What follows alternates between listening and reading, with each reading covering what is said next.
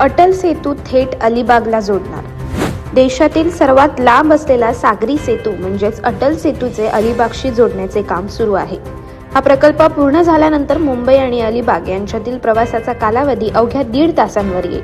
अलिबागच्या किनारपट्टीवरून थेट कोकणच्या दिशेने जाणारा कोस्टल कॉरिडॉर सरकारच्या पटलावर आला असून यासाठी रेवस-कारंजा सागरी पूल महत्त्वाचा दुवा ठरणार आहे। राज्य सरकारने अटल सेतूला थेट अलिबागशी जोडण्याचा प्रस्ताव मांडला आहे। सिडकोने या प्रकल्पाचे काम सुरू केले आहे।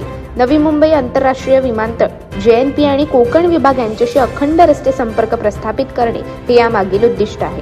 उल्वे परिसरात सध्या सुमारे 7 किलोमीटर लांबीचा 6 पदरी किनारी रस्ता उभारला जात आहे। या मार्गाच्या पुढील टप्प्यात द्रोणागिरी मार्गे या रस्त्याला रेवस-कारंजा पुलाशी जोडण्याचा प्रस्ताव आहे। यामुळे अटल सेतूच्याही पुढे विस्तारणारा एक थेट किनारी मार्ग तयार होणार आहे। कांदळवनाचे संरक्षण करण्याच्या उद्देशाने या मार्गाच्या काही विशिष्ट भागांमध्ये उन्नत रस्ते उभारण्याची योजना आखण्यात आली आहे। या प्रकल्पाचा अंदाजित खर्च सुमारे 1600 कोटी इतका आहे। या प्रकल्पाच्या विस्तार करण्याच्या कामासाठी येणारा खर्च मात्र 2500 ते 4000 कोटी रुपयांच्या दरम्यान असण्याची शक्यता आहे। एकदा का रेवस-कारंजा पुलाशी जोडणी पूर्ण झाली की मुंबई आणि नवी मुंबई थेट रस्त्यामार्गे अलिबागशी आणि त्याही पुढे जाऊन संपूर्ण कोकण प्रदेशाशी जोडली जाईल। यामुळे रायगड जिल्ह्यात पर्यटन, औद्योगिक विकास, रिअल इस्टेटच्या व्यवसायाला गती मिळणार आहे।